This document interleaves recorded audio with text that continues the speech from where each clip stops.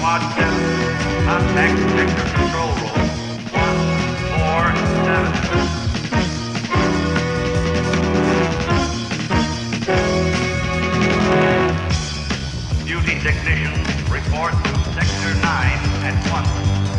Repeat. Duty technicians report to sector 9 at once.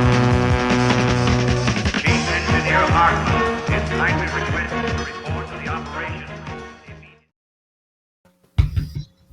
Good evening, everyone. Welcome back to the channel. I am Cult Cinema 83, as I rebranded my channel for numerous reasons. And this is episode 10 of the Cult Cinema podcast. And as you can see, I'm joined once again by fellow YouTuber Poliziotteschi Gialli Reviews. James, how are you today? And I see you got the link working. I did, yes. Thank you for resending it. Sure. I am doing well. I'm just recovering from a cold, so hopefully I'm not coughing too much on here. But yeah. If you have to cough, you have to cough. Feel free to do, whatever you have to do. I'm just glad you're feeling well enough to do this with me. So, there you go. Absolutely. This is episode 10, like I said. And tonight we thought we would talk about some, sleazy stuff, which is always fun. And we are going to discuss two films about Bruno Mattei, actually. So, as usual, let me ask you the question once again. Like, when did you first saw a Bruno Mattei film? James, did you come late in the game or earlier, or? I think relatively late. I'm trying to remember exactly what I saw. I've seen a lot of his films in the past, 2 or 3 years, I would say. I don't remember what was first, actually. So I'd have to check my letterbox on that exactly to remember exactly which one it was. But I kind of went through my Italian film journey as basically watching a lot of Poliziotteschi and then Gialli, and then I sort of started to branch out, and it was kind of in that branching out that I checked out directors like Joe D'Amato as well as Bruno Mattei. So that's at the point where I started. But at this point, I've probably seen 10 or 11 of his films. So I have a decent grasp of kind of the Mattei experience. Right. Yeah. I mean, if you really think about it, I guess, I don't know if you agree with me, but I think there are basically three directors that are known for their sleaze, maybe. Like, you have Bruno Mattei, you have Joe D'Amato, of course, and probably Andrea Bianchi. Those are probably the three biggest ones who are more into sleaze, right? Yeah, and then you have the ones that are good directors too, but maybe veer there, like Lenzi and Diodato. But I mean, I think the three you mentioned are kind of in their own group together. Right. Yes. And by the way, I want to be clear to the audience. I mean, when we say sleaze, that doesn't necessarily mean that it's bad or anything. It's just a very different thing, like you said, when you mentioned Strip Nude for Your Killer, I mean, I have this bad boy right here. This is my most expensive piece of physical media, by the way, but wow. I have this bad boy right here. So, what can I tell you? I'm a sicko. and this is basically old Joe D'Amato. So it's that doesn't mean it's a bad thing or when it's sleaze. It's just when you expect, if you go into these things expecting something very lyrical or story driven, like the Giallos or the Poliziotteschi are more known for, even the spaghetti westerns, you're not going to find what you're looking for. But if you go into these with the right mindset, I think you can find a lot of things in it that are very valuable, actually, in terms of filmmaking. I don't know if you agree with that or not. Yeah, I mean, I think there's a certain competence to even the worst of these films, just in images. I feel like the Italians really had a good grasp of just cinematography, obviously, but just capturing these very memorable images. I mean, even some of these films, which I don't know if I'd call them good films, but there are definitely some qualities to them that are not just like bad. And I also think I have unfortunately not had the pleasure of watching any of the Mattei films with an audience, but I do have the feeling that these are probably pretty awesome to watch with like a crowd cheering on and stuff. So I can only imagine that the experience would be even enhanced watching it with other people. Yeah, I mean, well, let me just, I'm just going to show, I thought I'd look the part for tonight, and it's like, you know, it's right there. And that's, I not this movie, but I watched The Beyond with an audience, actually, which I'll get to later on. But The Beyond, I watched it. And, you know, you should watch The Beyond with an audience, because it's like, you know, everybody in the theater was like, "Oh my god, oh, it's the best thing ever," and, because it's so ludicrous and, you know, kind of bonkers and stuff. But again, I think there are things in it that are that are valuable if you look at it in terms of filmmaking and stuff. So, shall I just announce the movies that we are going to talk about? Sure. Okay. So again, like 2 movies from Bruno Mattei. For Rat's Night of Terror, and then there is Hell of the Living Dead, or Virus, as you call it, maybe. I don't know, but Hell of the Living Dead and Rat's Night of Terror. So I have usually I let the guests choose, but I wanted to ask, can we start with Rat's Night of Terror? Because I have like a topic that I want to discuss with you after the movies, and Hell of the Living Dead sort of leads into that. So sure. Yeah, no, and that's actually what I would have picked anyway. So okay, yeah. Okay, fine, fair enough. Just checking. Okay, so Rat's Night of Terror. Bruno Mattei, of course, it was released in 1984.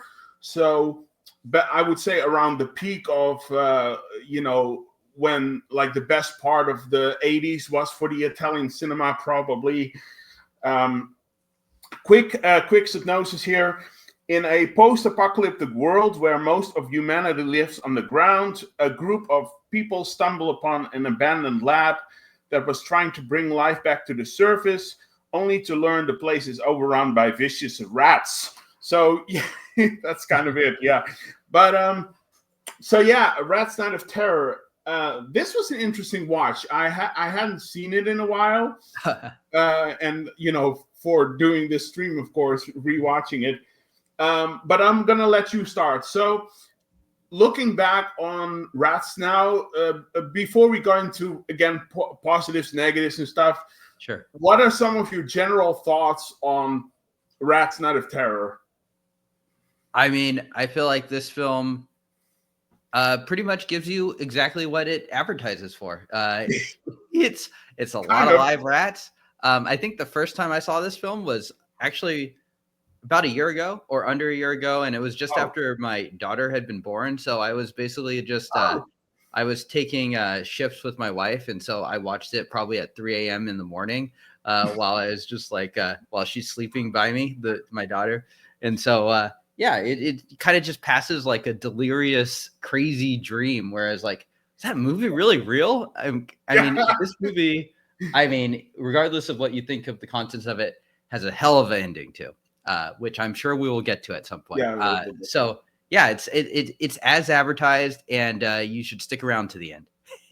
Right. Yes, definitely. We will talk about it when we get to it, but to that one specific thing. But I'm sure 3 a.m. in the morning is probably the best time to watch this movie. It's just so. I mean, I think I was more positive on it on my first watch. Rewatching it, I mean, this is going to be an interesting discussion because there are so many things to say about this. It certainly has some very big issues. But it's like I agree with what you're saying. It's like it's very psychedelic almost. It's like, is it like even real, or is it taking place in like a nightmare or whatever? I don't know. Maybe that was like a conscious choice of Bruno Mattei to create this sort of like dreamlike quality to it. But yeah, I don't know. It's an interesting film. Let's just say that. So let's just dive into it. I'm gonna let you start. Let's start with positives, because I'm sure we're gonna go into a lot of issues here. But let's start with positives. What do you actually appreciate and like about this film? Sure. Yeah. No. I mean, there's definitely a good deal that I do like. I think in particular, the production is pretty well done. I think the sets. I heard that they used some of the old Once Upon a Time in the West sets, which is like one of those. You couldn't pick a more different movie than Rant's Night of Terror, but it makes sense once you actually see it. It's like, oh, okay, that makes sense why they have like this weird saloon and stuff like that. I also think the gore is pretty well done. And I mean, like, if you are a fan of just like practical effects and stuff like that, I don't know if too many people will get behind like some of like the animal cruelty that happened here, but it does create a very unique film, just with rats upon rats being dumped upon people. I will say that I do find a lot of it to be very effective. And as far as like something that is like, yeah, that's just kind of gross and makes you feel something, I do think it is successful at those things. Right. No, I mean, that's actually one of my positives, is that I do love the concept of this film, the concept for the story of, people being terrorized by evil man-eating rats. I think that's a really interesting angle for a science fiction horror film, and that concept I actually really like. I think that's pretty awesome. And they also, the fact that they used live rats. I mean, I'm sure they were like lab rats or whatever, they were trained to do stuff, but they use actual rats, which also helps, of course, in the process. Yeah, I mean, like production design and stuff, like you said, I mean, it's, you can clearly tell that this movie is suffering from a relatively small budget. But Bruno Mattei somehow manages to make it work. Like, there is this great wide angle shot of the abandoned town that you were talking about, when at the start of the picture, as the convoy of survivors is kind of like pulling into town. That shot, I think, is pretty great. I think, wasn't this set of this, I think they built this set on the back lot in Cinecetta Studios, right? Oh, maybe. Yeah. Maybe it was just a couple of the things for Once Upon a Time. Yeah. Excuse me. Yeah.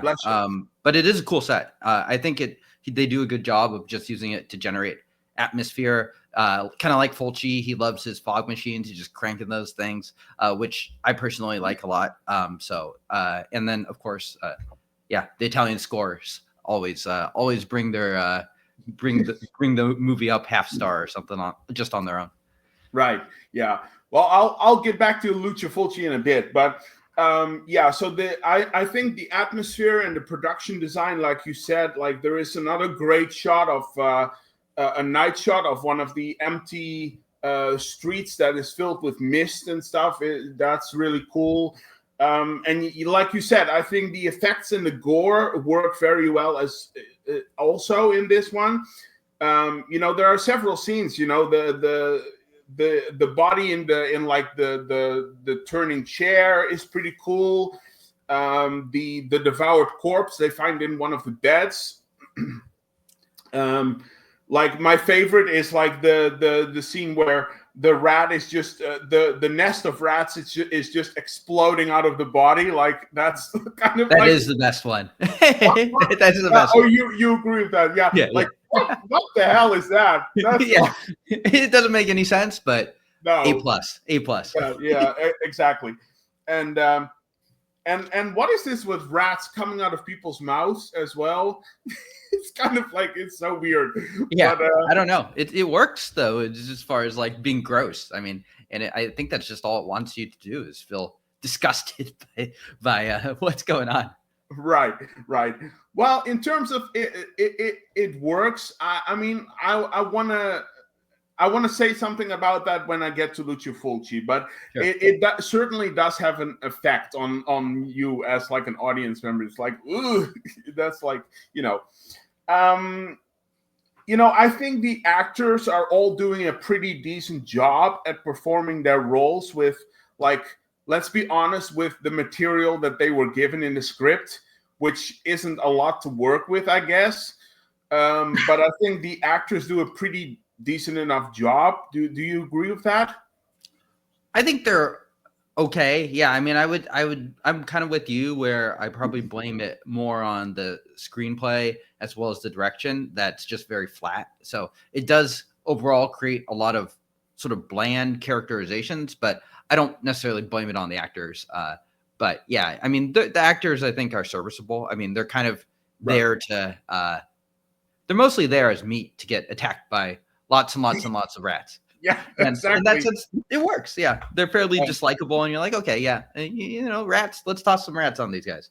Yeah, it works in that regard, and it's like, I agree. I think it's more on the the substance that's in the script. Like they didn't give these actors like a whole lot of brilliant material to really act their brains out, so to speak.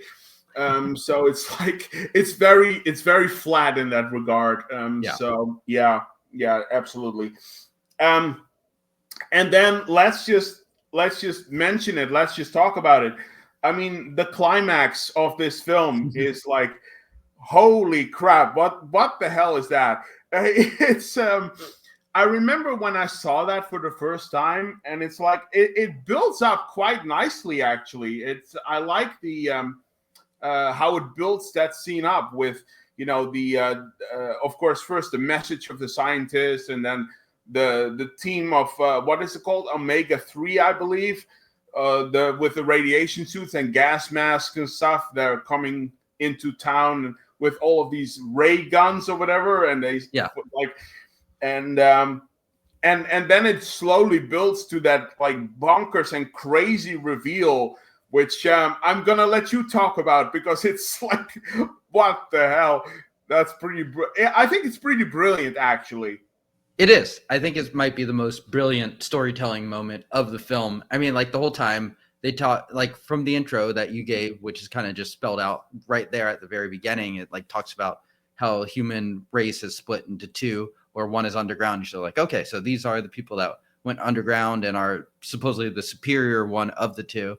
And then so eventually these people with the gas mask that have supposedly saved our biker gang come, and they're like, you're our friends, right? And they're just kind of staring at him. And then eventually they just take off the mask, and you're like, oh no, it's a rat evolved human, or a human evolved rat or something. Yeah. And it makes a movie right there. yeah, exactly. I mean, it's almost like, maybe not, but it's almost like something that would belong in Planet of the Apes. Oh yeah, something like that. Makes a lot of sense. Yeah, something like that. But it's like it's such a brilliant thing to do that, and I don't know. I don't know if that was like Bruno Mattei's decision, or maybe the producers thought up with that one.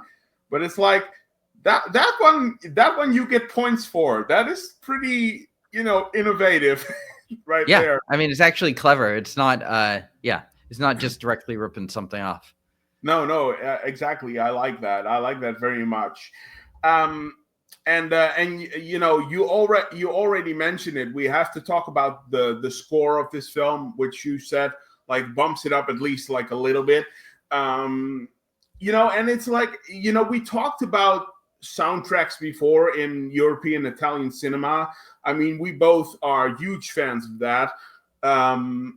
I get the feeling though that the soundtrack for this could have been stronger.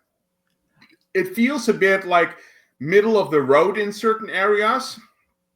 like there aren't a lot of like really interesting like themes that really jump out.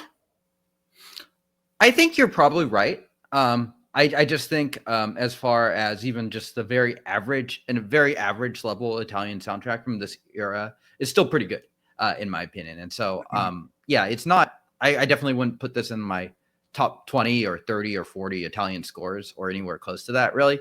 But I do think it helps the material just, it gives it something and it helps to propel it, especially through like some of the duller moments, which, I mean, let's be honest, a lot of like the middle and stuff like that, while they're getting from point A to point B, can get a little bit slowed down at times. And I think the soundtrack helps to just kind of keep you in the movie. Right. No, it especially in the middle part, it's definitely dragging its feet a little bit, which you don't usually expect from films like this. But I think my favorite musical piece is actually in like those moments where it's like the slow and scary like theme, like you know what I'm talking about. Which one, by the way? Probably. I think so. Yeah.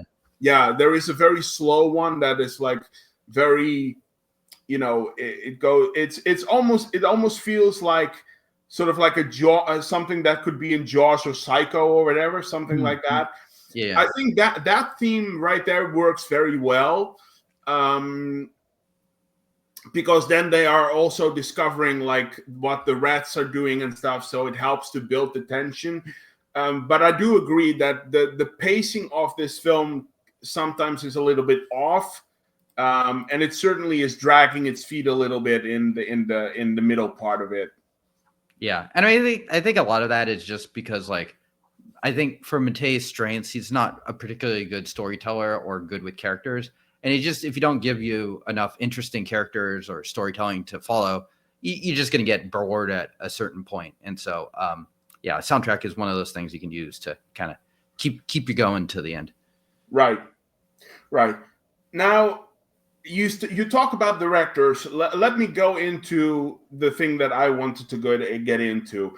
And this is not necessarily a negative, but it's just like it's something that I found very interesting.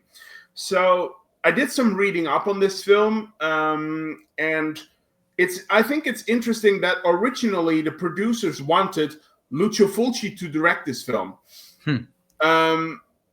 And I don't know what happened there, but I feel like it's kind of a shame, because I think this film maybe would have turned out better if he did it.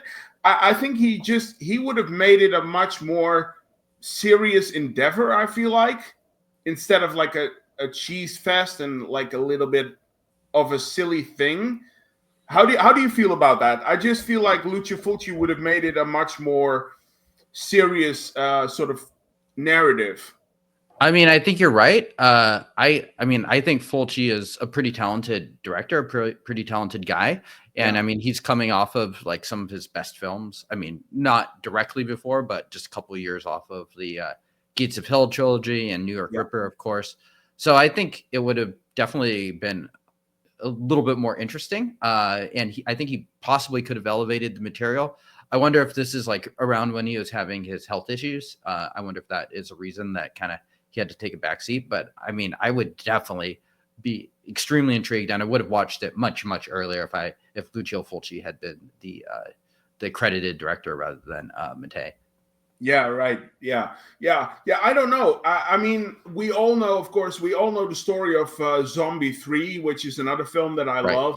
Where he basically directed half of the film, and then he had to go to the hospital to have surgery, and he was in really bad shape, so someone else finished it for him. Mattei, I believe. Yeah, Bruno Mattei as well. Yeah, which is funny because actually Zombie 3 works out pretty well, I would say, in terms of like the overall tone of the film. But maybe it was around this time that he was starting to have his health issues. Maybe, I don't know. But I don't know. I just feel like that would have been a better choice for this particular film right here. So yeah. But do you have? I'm almost afraid to ask, but do you have like any more positives for this one? Let's see. I have my notes right here as well, so feel free to look. Yeah, I mean, I don't know. I think the positives we've mostly covered, but I think it's just kind of a funny idea that just got me laughing out loud the first time I saw it. Like you, this film did diminish a little bit on the second viewing, but I just think it's a great idea just to dump just loads of rats. I mean, it reminded me a lot of like Inferno, where Dario Argento is just clearly tossing cats on them, except like this whole movie, except like he milks that for like 5 minutes in Inferno. Here they milk it for pretty much like 2/3 of the movie. So yeah, I mean, it's one trick, but it does work. So yeah, exactly. I was a little bit afraid, like, you're not going to compare this to Inferno, are you? Oh, no. Yeah, I mean, I love Inferno. Yeah. But, yeah. But I can see what you mean. Yeah. I think I pretty much ran through all of my positives on this one. I think we pretty much agree on that, and we give credit where it's due. It's we're being fair here. So, but with all that said, let's just dive into the issues here, or the negatives, or whatever you want to call it. Should I go first? Do you want to go first? Either way. Okay, shall I start then? Sure, go for it. Because there are quite a bit. I'm sure you have quite a bit as well. So the first thing, and I already mentioned this a little bit, I don't really like any of the characters in this one. I mean, they are just so silly and goofy and really dumb. And on top of that, like, also the costumes they wear don't work out for me whatsoever. And maybe it's just the whole subgenre thing that this movie belongs to, but it just, I don't know, it just feels it doesn't work for me. And I think that Geretta, who is of course also in Demons and stuff, I think she is like the only persona in this film that has just like a little bit of common sense, which is so weird. But yeah, I mean, that's like one thing for me. The characters are just so lame. I don't know. What do you have to say about that?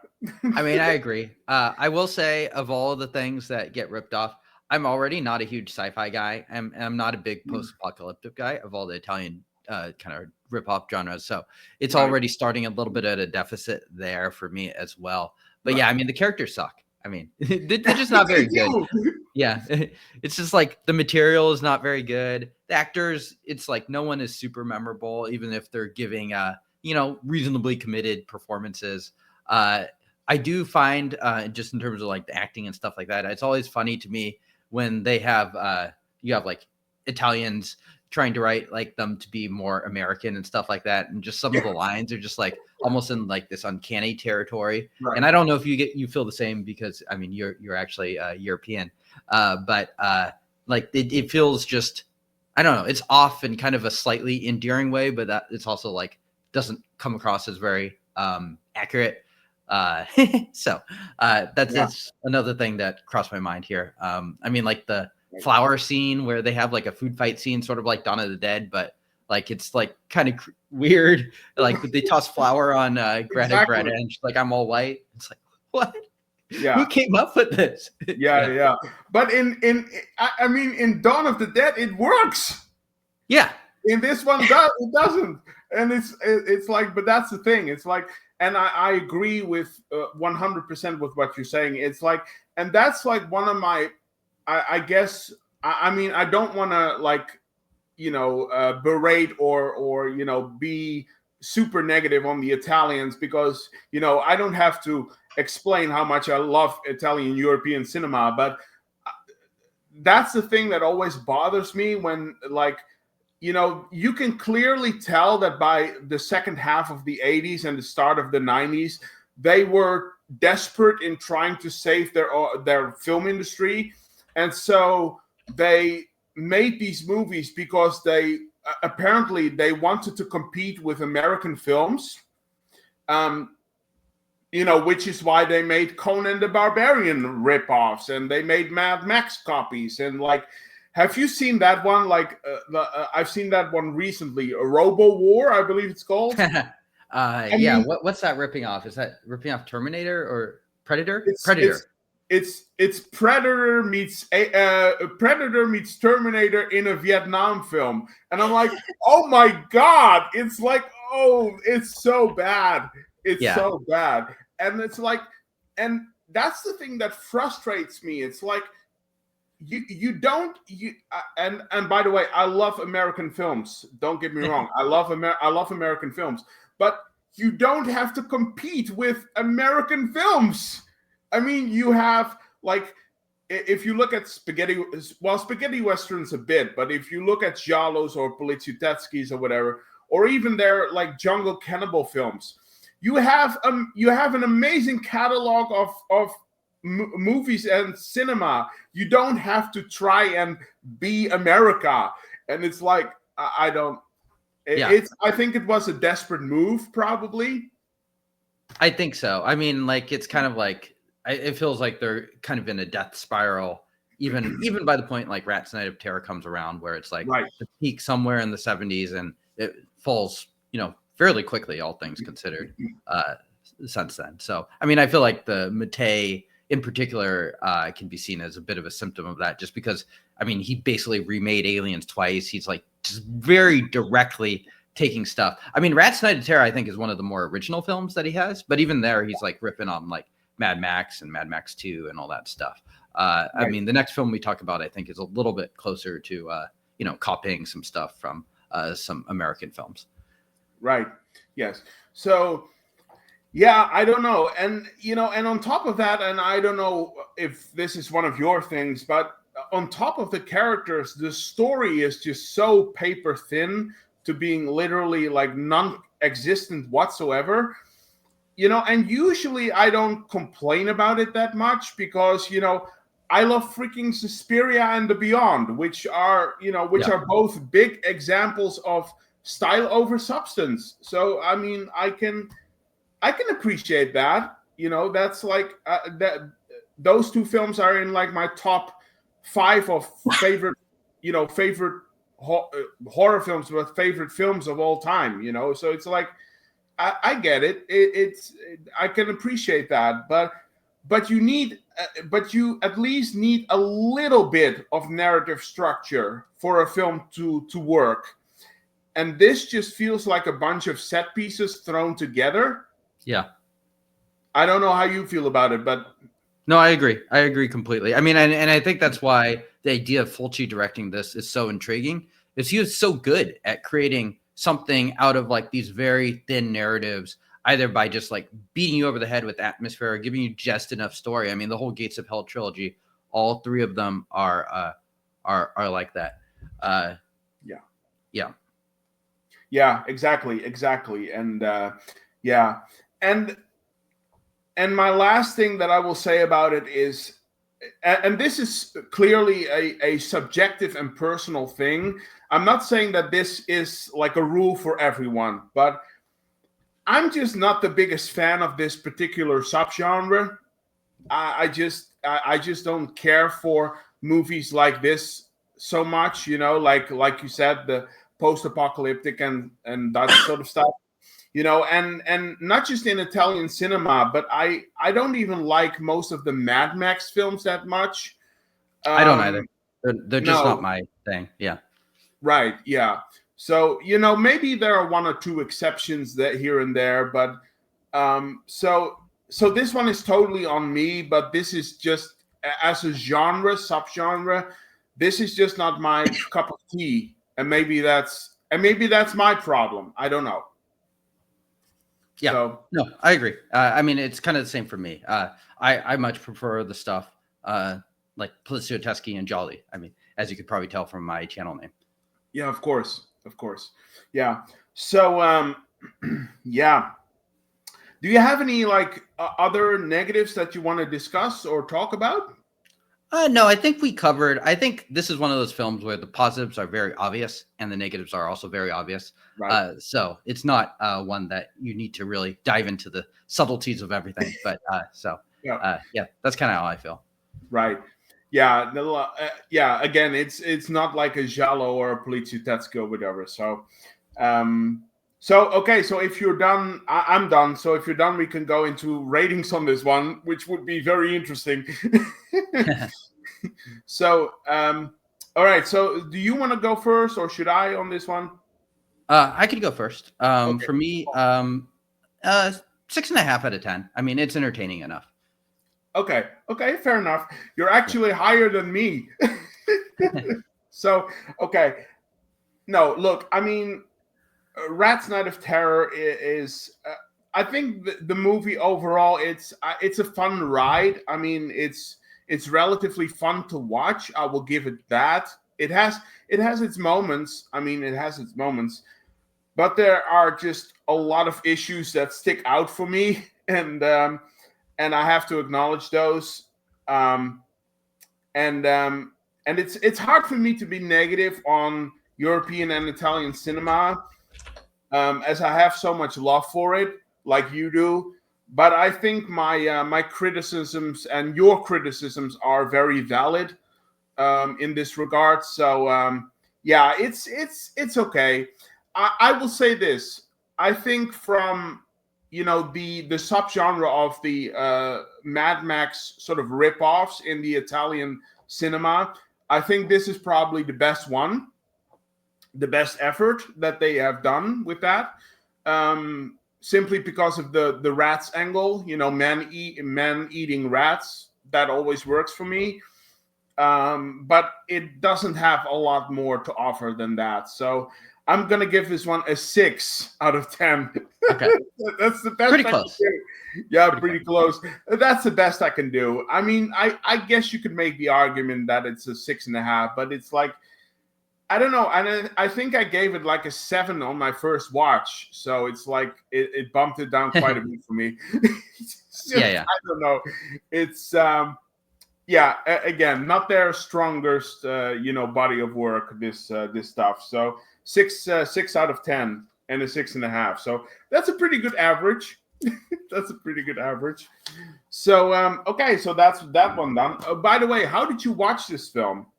It's on a service that I don't know if you have there. It's called Tubi. It's one that plays with commercials. Oh, here I think it's in the UK now too, but yeah. Oh, okay. No, I actually, and I can't even believe I have this.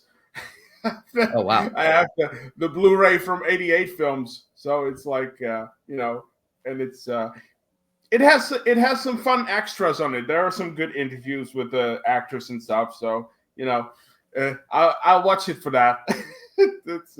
But yeah, I have this one, so there you go. Okay, so I guess we go into the next one then. Hell of the Living Dead, or it's also known as Virus, just Virus, I believe. That's probably the American title, maybe.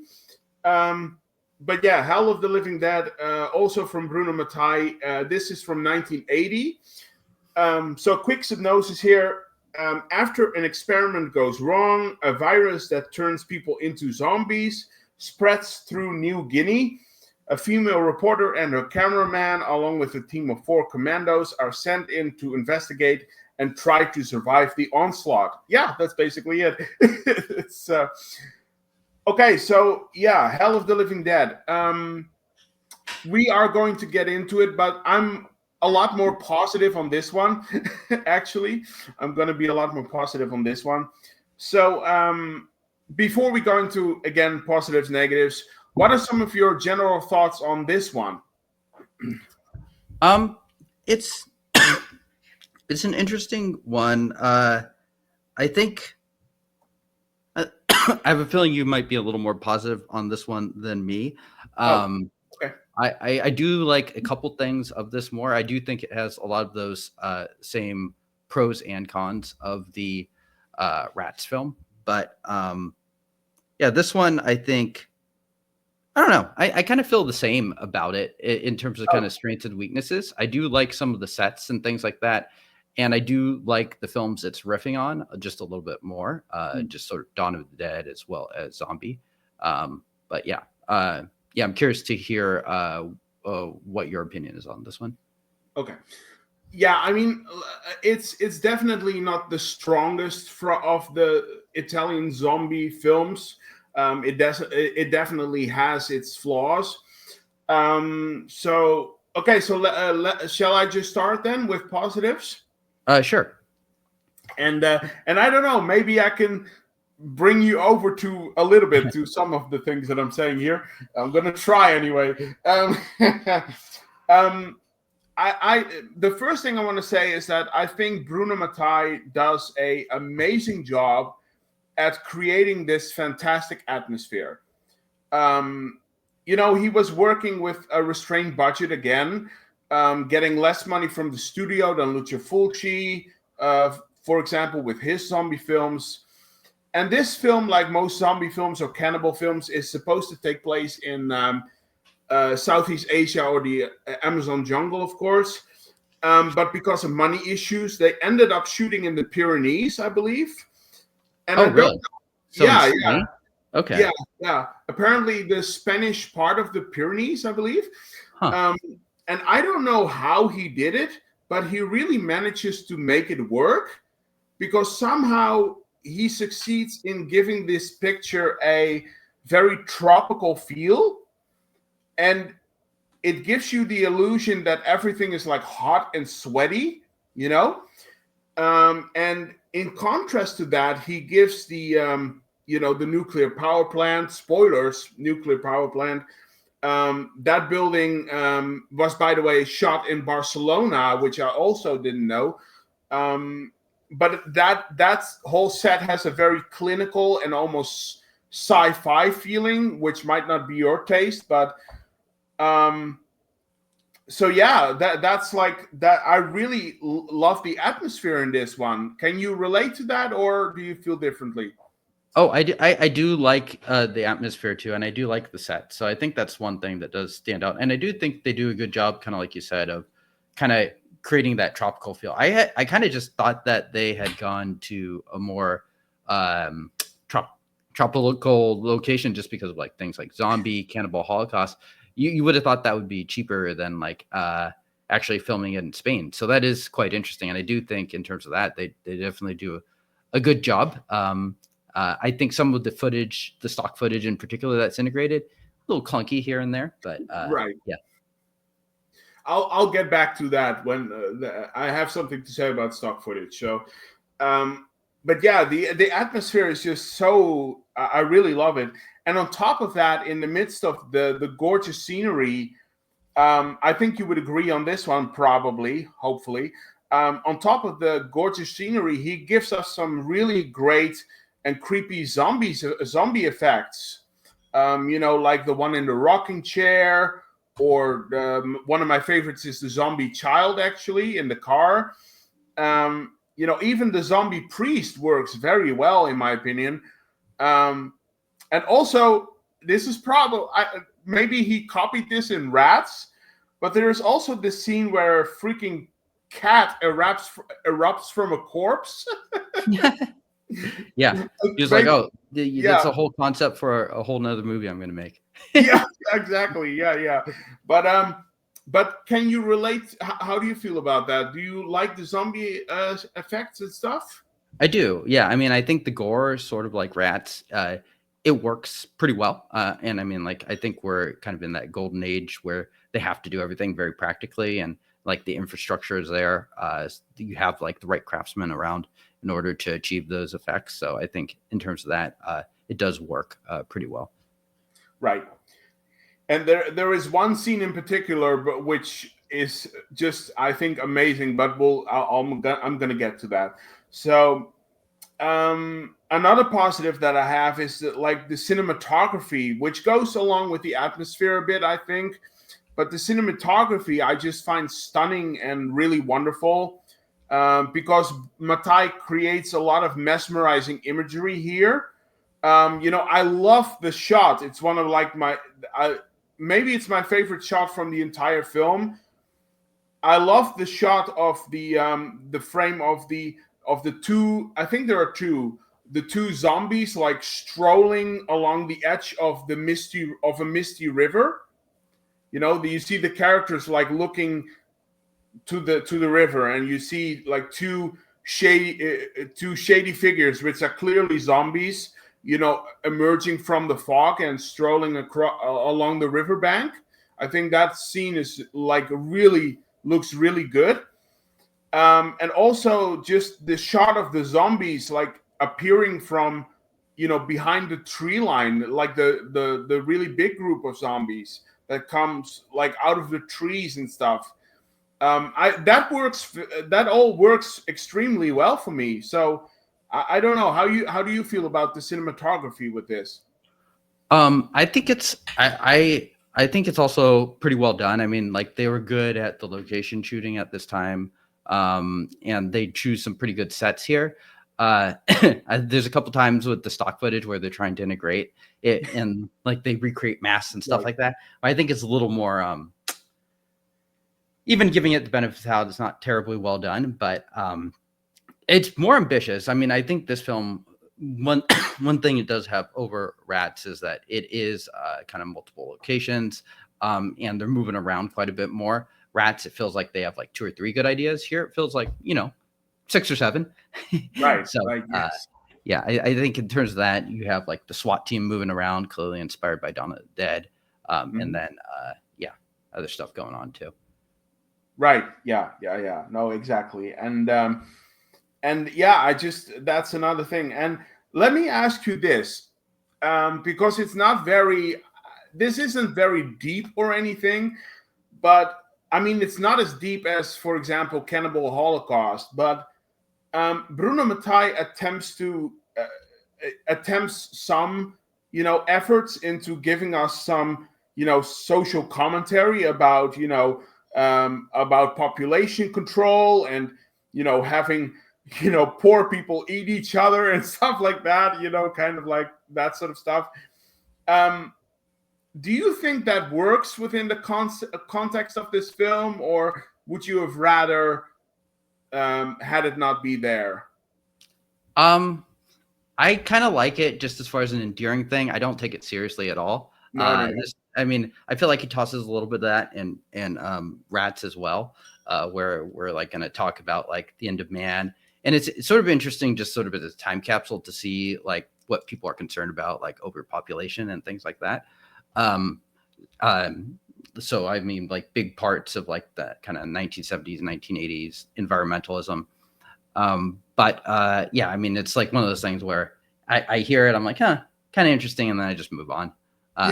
It doesn't quite have the cohesive feel to follow up on those ideas. No, right? No. No, I mean, if you look at, like, I always go back to that one. But if you look at Cannibal Holocaust, for example, I mean, the social commentary in that is very resonating and it's very impactful, and it takes it much more seriously.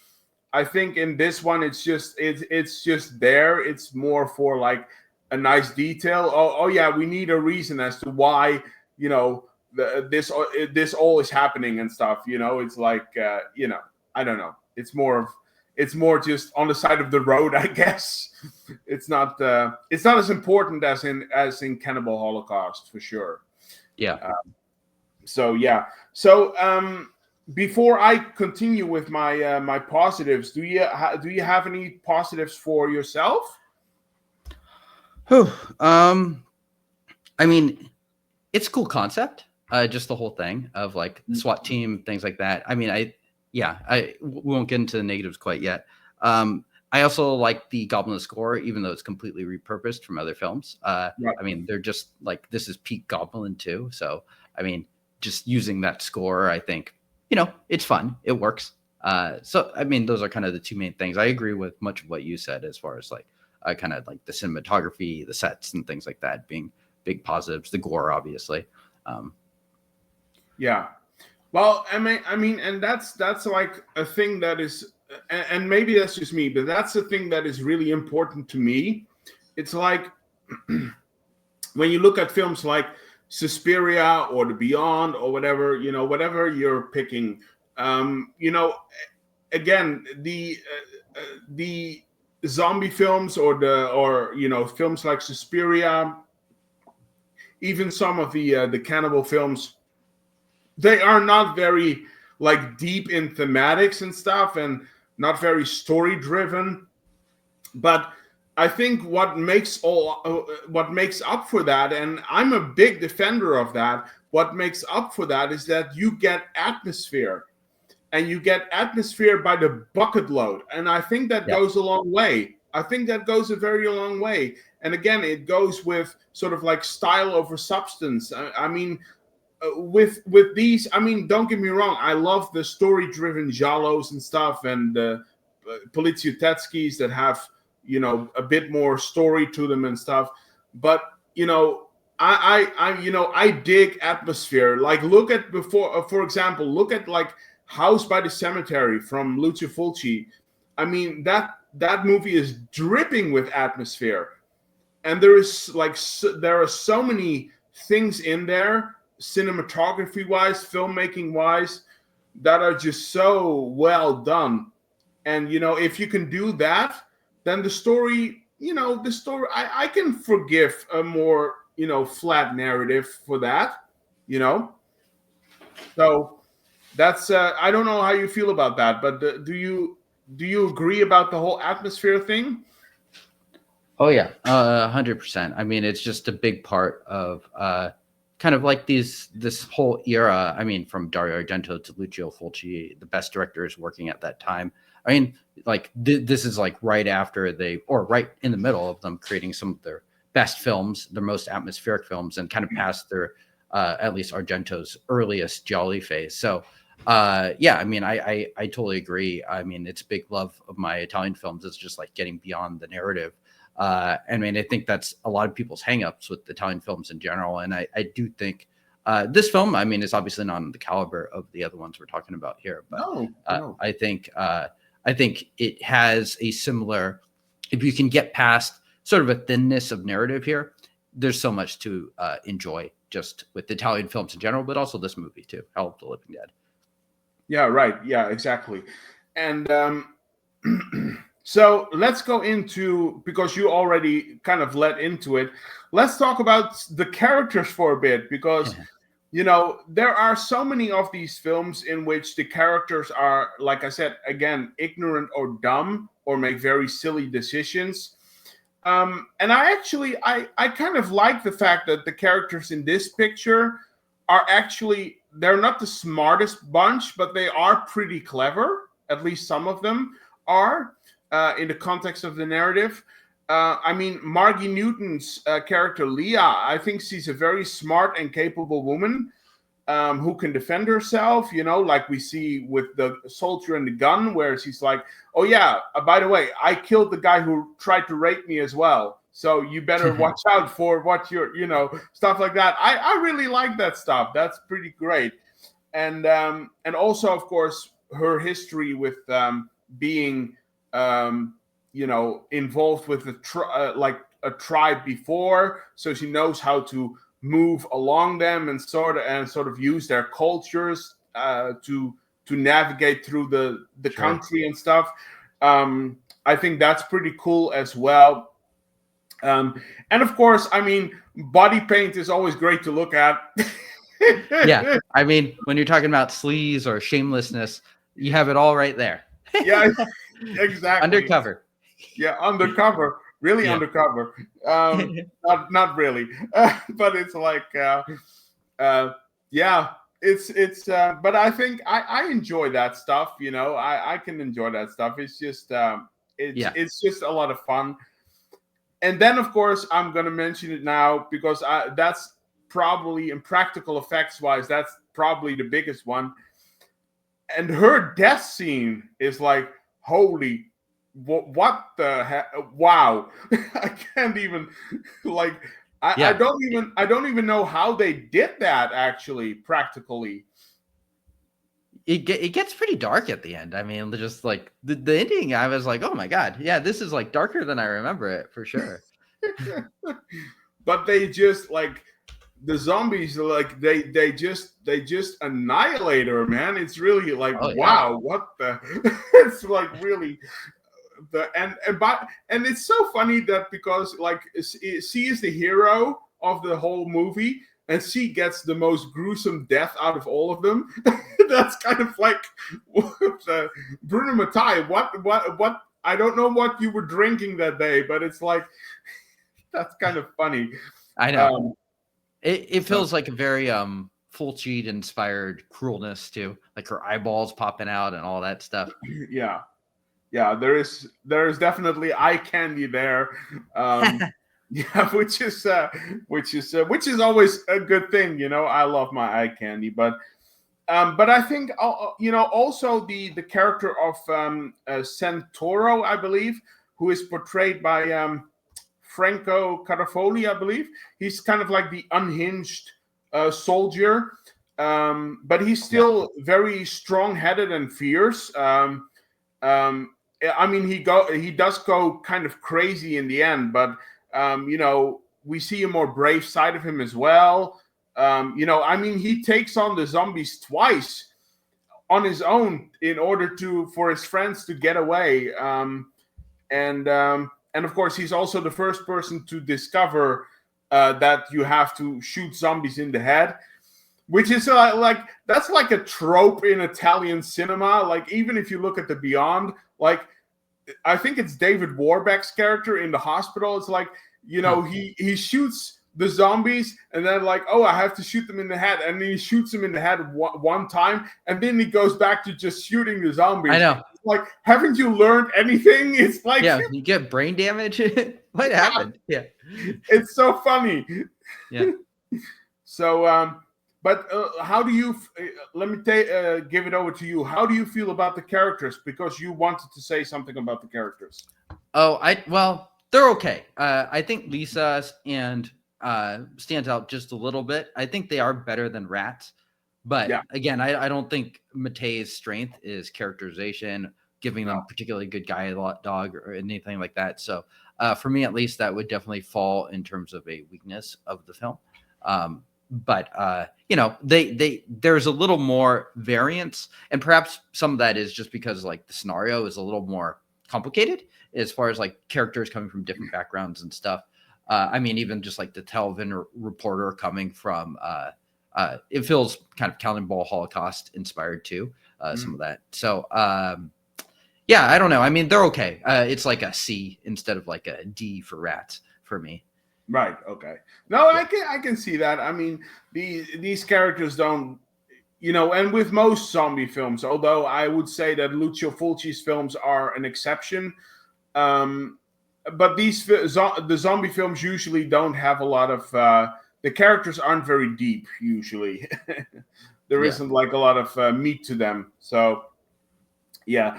But by the way, speaking of soldiers and that sort of stuff.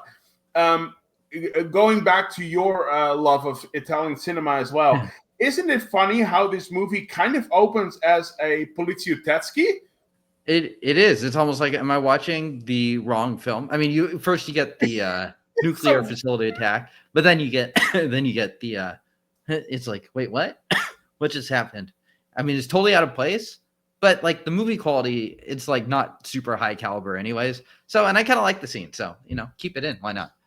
Yeah, of course. It's kind of like, oh, we're in a hostage situation in Rome now with like, you know, anarchists or terrorists or whatever. I thought that was so funny. It's like, yeah, that's really, but there is a bit of information there about like what the people are doing. And it actually connects a little bit to what is happening with the zombies and stuff. So, you know, I'll give it a pass for that, but it's like, it brings me to one of my negatives actually for the film. So the last thing I will say though is that like, even though this is very repetitive, like you said it was, I mean, it's Goblin. it's Goblin. So it's Yeah. like, I can forgive certain things for that. It's like, oh, yeah, okay, you're being a little repetitive here, but you're still Goblin. Yeah. So It couldn't really be so bad. Goblin in 1980. I mean, it's more just they ripped off their soundtracks from other films, or I should say, Mattei took the soundtrack from other films. But yeah, I mean, it's good music. Like if we said that the last one is kind of average-ish Italian, I think this one's solidly above average. Right. Yeah. I agree. And bless you, by the way. Thank you. All right. So those were actually my positives that I have. So I guess we could go. I do have some issues with this film. So you're not alone on that one. I do have some issues with it. So well, you know what? I give it over to you. In terms of negative issues, what are some of your issues with this film?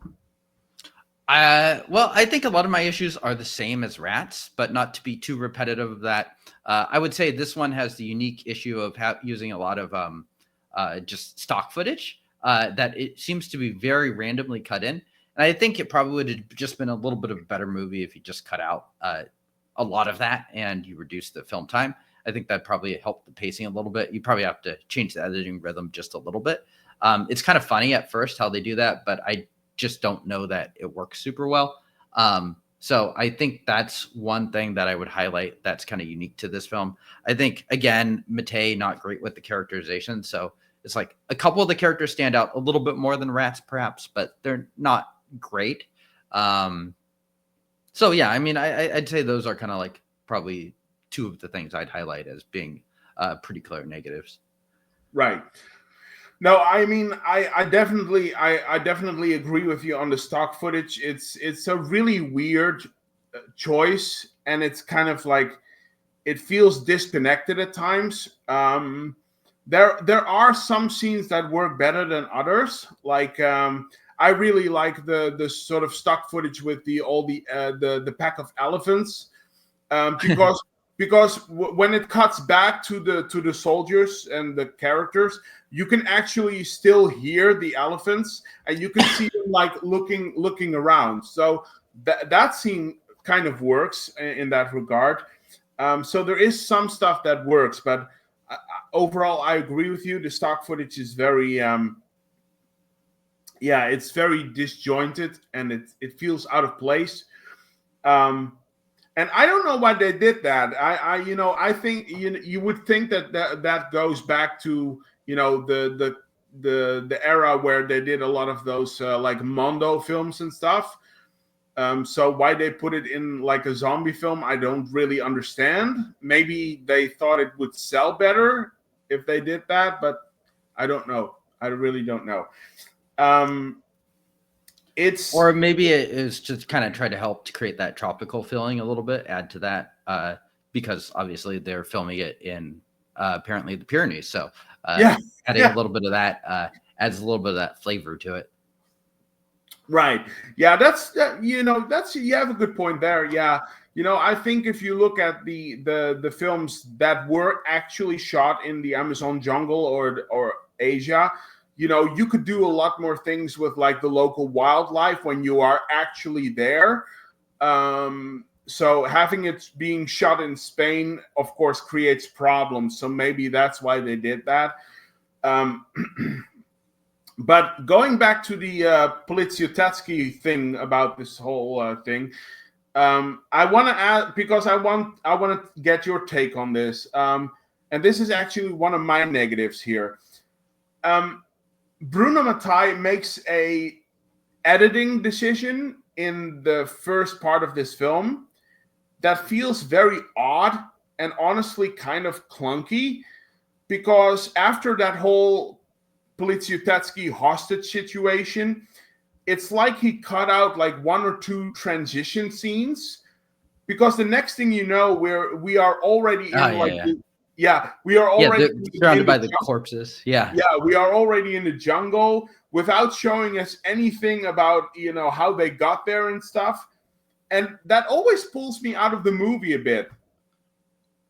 Well, it almost feels like the second time that they're just like, oh, surprise, we're in a completely different place. I mean, at this point, you do know who the SWAT team is, but it's like, wait, what just happened? And it takes a little bit to connect the two. You'd think he would have just done one of like his narrative graphics or whatever that like he did at the beginning of Rats, just to explain a little bit of that more. I agree. It's not fluid at all. It's definitely a little jarring the way that he executes that. Right. Yes. And to add to that, I fully admit, like again, I said the story is very, very simplistic, and there isn't a lot of depth or meaning to it. Not even the social commentary that we were talking about. And that might bother audiences more than others, maybe. I mean, like I said again, for me, I can appreciate style over substance and atmosphere over story, but it's more apparent in this one than it is in other cannibal or zombie films. The story is just very simplistic. It's very flat. I agree with that. And and if you expect again something story driven or lyrical, like the Giallos are, I think you're probably gonna be disappointed by this one. Do you agree with that? Yeah, I think so. I mean, I think the strengths are the charm and sort of the low budget filmmaking. It is very ambitious for the resources that it does have. The fact that it's even bringing in like these random UN maybe meetings or whatever with like this African king or whatever. I mean, it is kind of amusing in a way, but it definitely works more kind of like you're saying as the style over substance. Like the meat of the film is them in the jungle, basically. Right. Yes. So, I think those are all of my. I think those are my negatives for this film. I think we agree on pretty much all the same things here. So, do you have anything more to say about this one, or do you want to go into ratings? We can go into ratings. Okay, sure. Do you want to go first again, or shall I take this one? Either way. Shall I take this one first? Sure. Okay. So, Hell of the Living Dead or Virus. By the way, I have the 88 films one again, the Blu-ray right here. So I watched it on that.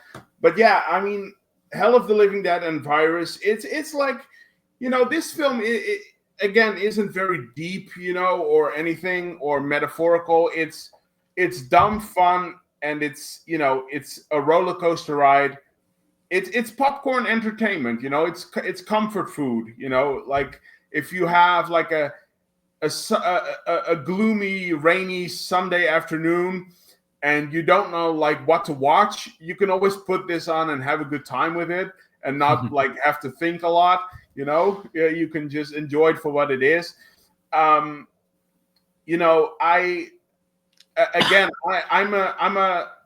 a big atmosphere guy, so this movie has that in spades.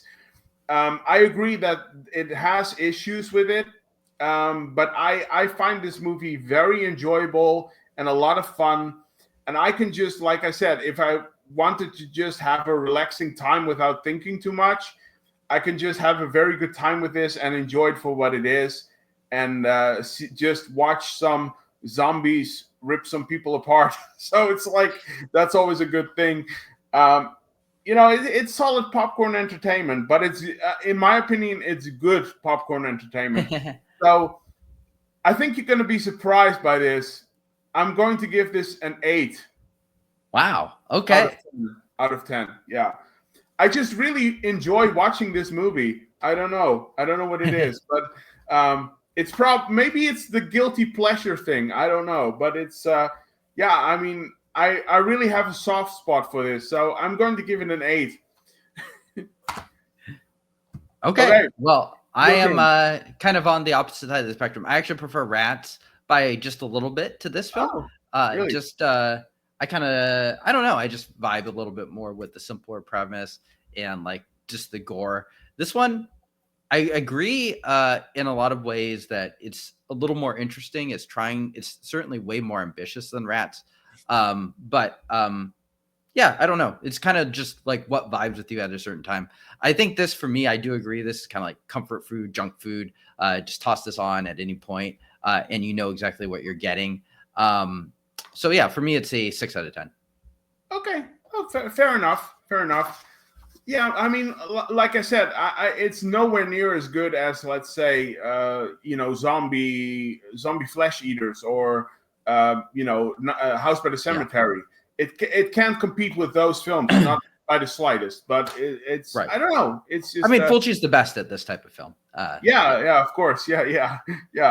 I would say Fulci is the best at zombies, and then Deodato and Lenzi are the best at cannibals. So it's like, but it's I don't know. I guess this is a guilty pleasure, but I can see where you're coming from. So that's fair. That's fair. So you give it a 6. All right, that's fair enough. Okay, so those were the movies. As a final topic that like I said, I wanted to discuss with you, because I really want to get your take on this.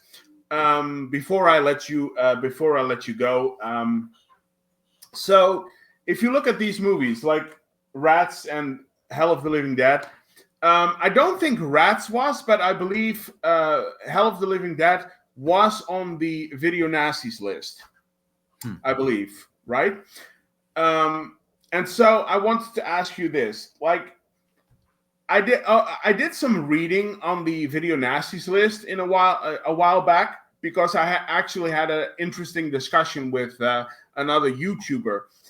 And if you look at the Video Nasties list, I think it's just a very weird list.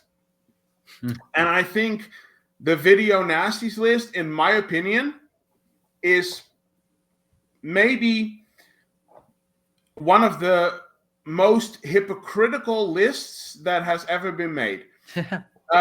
Now that sounds very heavy-handed, but let me try to explain that. When we were talking about Lucio Fulci, right? If you have this movie like here, Zombie Flesh Eaters, right? So if you look at that movie, it's like the only like nasty thing that you can point out is probably the splinter in the eye scene. Apart from that, Zombie Flesh Eaters is a relatively normal zombie film. I mean, Lucio Fulci, George Romero could have made that. And yet this movie is on the Video Nasties list. Now, if you look at a film like City of the Living Dead, also from Lucio Fulci, which has a guy getting a drill through his head, and also a woman like throwing up her whole intestine like sort of system, all of her intestines, and that one doesn't make it to the list. That's like a double standard right there. That's very weird. So I just wanted to ask you, how do you feel in general about the Video Nasties list?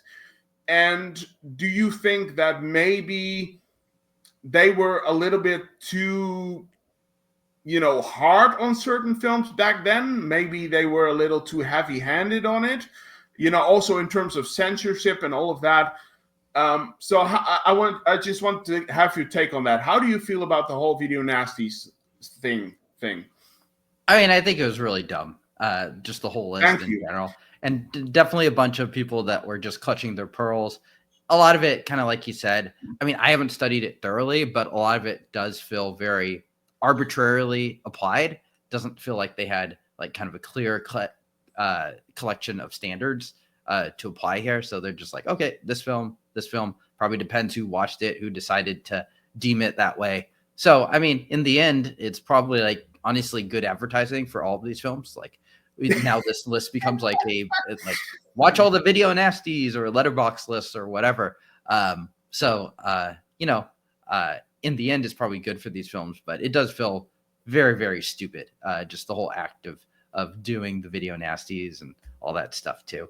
I mean, in the end, it's good for kind of like the long tail of like how long these films are going to live for. But yeah, I mean, it's very stupid, just the whole thing. Yeah, thank you. No, I think it's like, and it's also the thing, like, if you look, and I mean, look, everybody has, different things, like what they can't take or whatever. I have a colleague at work, and for example, he can't watch rape revenge films because he can't watch he can't watch anything rape related, which is totally fair. That's totally fair. If that's your I don't think that's uncommon. No. I mean, that's totally fair. If that's like, if you don't like that, then you totally shouldn't watch it. That's totally fair. But I think it's just so weird that they kind of played like judge, jury, and executioner. I mean, Ruggiero Diodato was freaking sent to prison for Cannibal Holocaust. It's like, what? I can't even. And and I had a discussion with someone on about Cannibal Holocaust, and it's like, and I get this all the time, like, it's offensive, and it's like, you can clearly see it's real and all that. No, it's not real. It's not real. I mean, like, you have to. I can't. And maybe it's a generational thing. I don't know, but it's just, and and those are the same people who are saying that, like, and I have a problem with this. Like, the biggest thing with the cannibal films for me is the animal cruelty. Sure. But it's there, and it's like, you have to look at things in the time of which they were made, and it's like, but the people who are reacting to that in a negative way are usually also the people who actually eat meat and wear leather jackets and stuff, which all come from animals. Yeah. Well, I mean, it's just selectively applying criteria. I mean, I'm not a big believer in morally judging films, certainly not in past times either. But it's like, if we think about what people are going to judge us for in 2065, I mean, I'm sure there's all kinds of things, like the animal eating, wearing leather, but also probably 20 things that we can't even think of.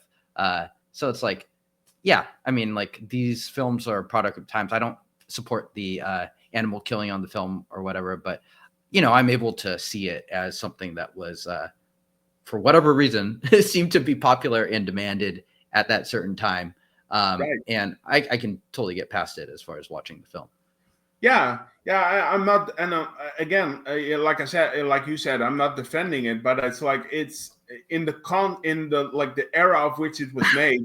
You have to look at things like that, and it's like, I don't know, it's just, I don't know, it's a very weird thing, and and I can see it even, and I can see it today as well, where it's like, we're kind of going back. I don't know if you notice this, but we are kind of going back a little bit to that era of, like, how do I say it, prudeness, maybe, where you can't have, like, nudity in films, you can't have violence in films. Yeah.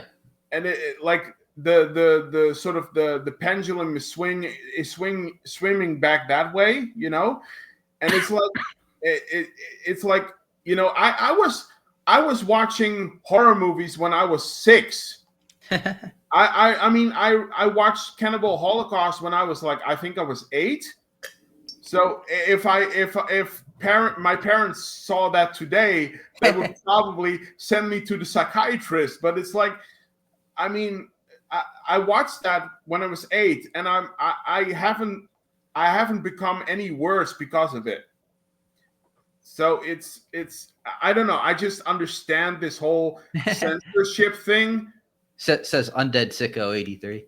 Yeah. I mean, I'm kidding. Fair enough. That's well said. There you go. That's why you're here. No, fair enough. But I just don't understand this whole censorship thing. Like, people will get associated with, well, nudity anyway, like, sure, at some point. So yeah, I don't know. It's a very that's why I wanted to have your take. It's a very weird thing to me. I mean, and the other thing is, like, the Video Nasties thing didn't even succeed at what it ultimately aimed to do. So it's like, even if you are in support of people not watching these films, it didn't work. I mean, just period. It made people more intrigued to go seek out these different films. So, I mean, I think we need to look at kind of what you're trying to achieve too. And are you using impactful tactics? And I'm with you too. I'm not very pro censorship at all in general. But yeah, I mean, it does feel like there's a new wave of people that like don't even want to see sex in movies, which is like, wow, we really are kind of in a new prudish age. Yeah, that's true. Yeah, and again, it's I don't know, it's very weird. And but like you said, you know, it didn't even work, and now you can buy all of them. Because like I have like I believe 2 packages from Severin Films. You know Severin Films probably. Yeah. I have 2 packages from Severin Films probably coming in January, and guess what? They're all video nasties. So it's like, you know, it's you know, you have to appreciate them for what they are, and you have to realize in like the context in what era they were made, I think. And if you can do that, then I think there's like, I don't know, there's probably not going to be an issue, but again, maybe it's a generational thing.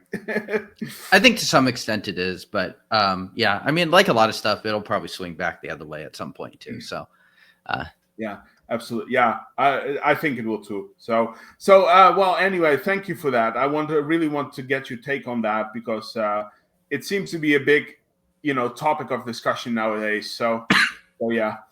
So yeah, I think we're all done with everything. I think we talked about everything we came here to talk about. So I think it's time we close this stream. I'm gonna let you go, and you held out very, very good. You weren't coughing too bad. So yeah, you got me kind of at the right time. A week ago, I would have been much worse. Okay. Well, yeah. You know, we could have rearranged it if you wanted to. So, you know, that wouldn't have been a problem. But it was great to have you here. Thank you. It was a lot of fun. Yeah, very different films than last time. Yeah, very different films. And I promise you, next time we will.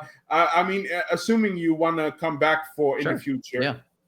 Okay, because these are a lot of fun to do with you. So, but I promise you, next time I will pick a topic that is like where we have more films that we are positive on. So yeah, it's. But yeah, so yeah, I think it's time to close this off. James, thank you for being here today once again. And before we close this off, one more thing. Where can people find you? Yeah, you can find me at Italian Poliziotteschi Gialli Reviews, just a YouTube channel, reviewing lots of films there, as well as kind of making lists just for fun and things like that. Yeah, and look up his review, standalone review, I should say, of Short Night of Glass Dolls. Because you did a great job on that one. Thank you. Yeah. I mean, I watched that in order to see the film there. I was like, oh, no, why not knock off 2 birds with 1 stone here and do a review for myself too. So yeah, if you want to check out the longer review of that with you, then definitely watch that video if you haven't already. There you go. So again, thank you for being here, James, and I'm sure we'll see each other in the future. In advance, I want to wish you a Merry Christmas and a Happy New Year in advance. So yeah, you as well. Thank you, and I'm sure we'll see each other in 2025. And for those who have been watching, thank you all for watching. We'll be back with more videos as soon as possible. I will be back with more videos as well. Have a good weekend, and I'll see you guys and hear you guys. And James, we will be in touch. Yep. Ciao. Okay. So ciao. Bye, everyone. See ya. Bye, James. See ya.